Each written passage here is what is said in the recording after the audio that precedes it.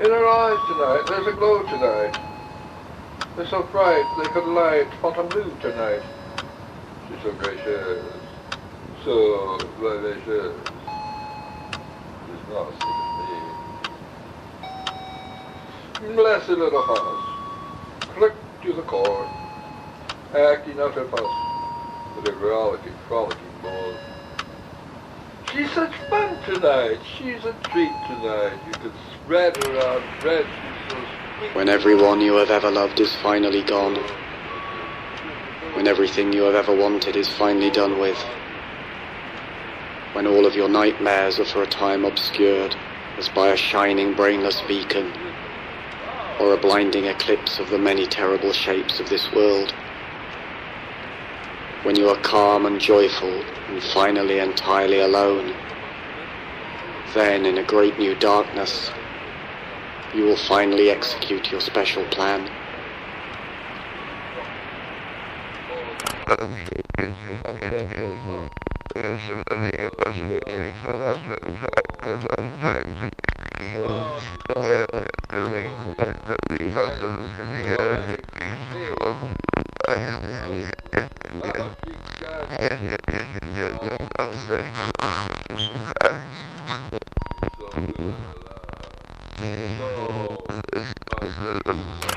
One needs to have a plan, someone said, who was turned away into the shadows, and who I had believed was sleeping or dead.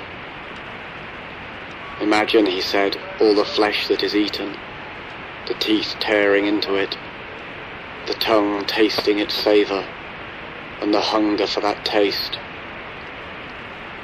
Now take away that flesh, he said. Take away the teeth and the tongue, the taste and the hunger. Take away everything as it is. That was my plan, my own special plan for this world. I listened to these words, and yet I did not wonder if this creature whom I had thought sleeping or dead would ever approach his vision, even in his deepest dreams, or his most lasting death. Because I had heard of such plans, such visions, and I knew they did not see far enough. That what was demanded in the way of a plan needed to go beyond tongue and teeth and hunger and flesh, beyond the bones and the very dust of bones and the wind that would come to blow the dust away. And so I began to envision a darkness that was long before the dark of night, and a strangely shining light that owed nothing to the light of day.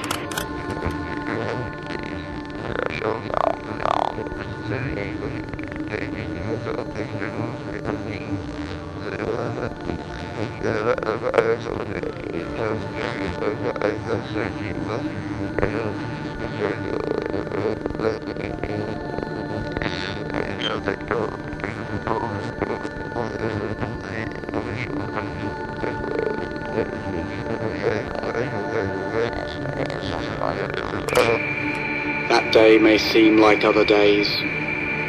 Once more we feel the tiny-legged trepidations. Once more we are mangled by a great grinding fear. But that day will have no others after. No more worlds like this will follow. Because I have a plan. A very special plan. No more worlds like this. No more days like that.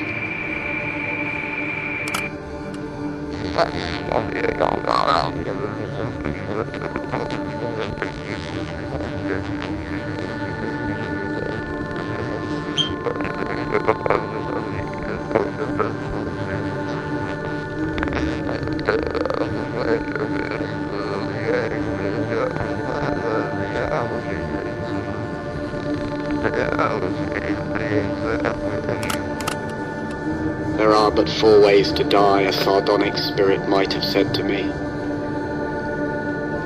There is dying that occurs relatively suddenly. There is dying that occurs relatively gradually. There is dying that occurs relatively painlessly. There is the death that is full of pain. Thus, by various means they are combined, the sudden and the gradual, the painless and the painful, to yield but 4 ways to die, and there are no others. Even after the voice stopped speaking, I listened for it to speak again. After hours and days and years had passed, I listened for some further words. Yet all I heard were the faintest echoes reminding me, there are no others. There are no others. Was it then that I began to conceive for this world a special plan?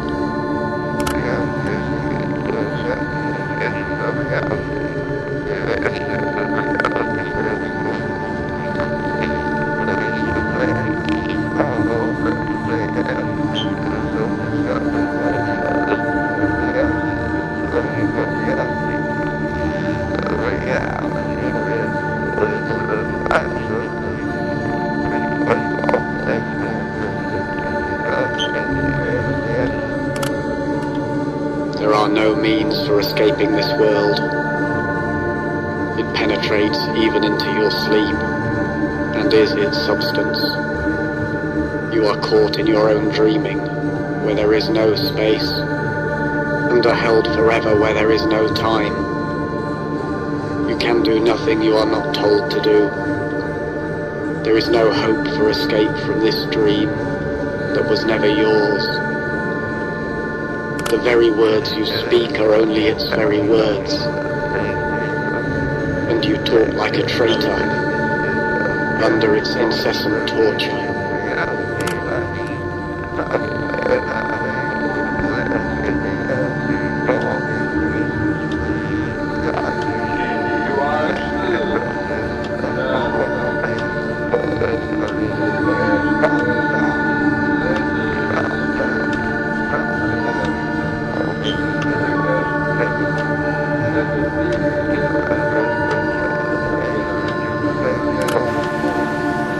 There are many who have designs upon this world and dream of wild and vast reformations. I have heard them talking in their sleep of elegant mutations and cunning annihilations. I have heard them whispering in the corners of crooked houses and in the alleys and narrow back streets of this crooked, creaking universe, which they, with their new designs, would make straight and sound. But each of these new and ill-conceived designs is deranged in its heart, for they see this world as if it were alone and original, and not as only one of countless others whose nightmares all proceed, like a hideous garden grown from a single seed.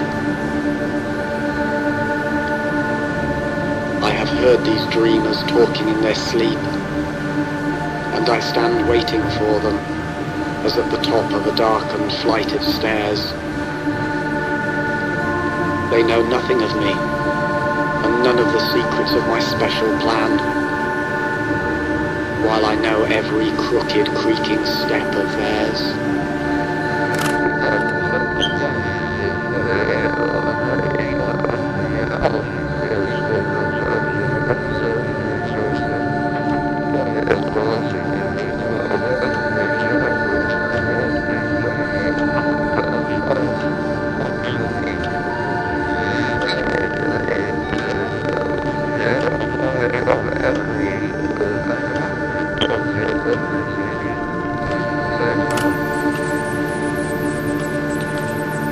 It was the voice of someone who was waiting in the shadows, who was looking at the moon and waiting for me to turn the corner and enter a narrow street and stand with him in the dull glaze of moonlight.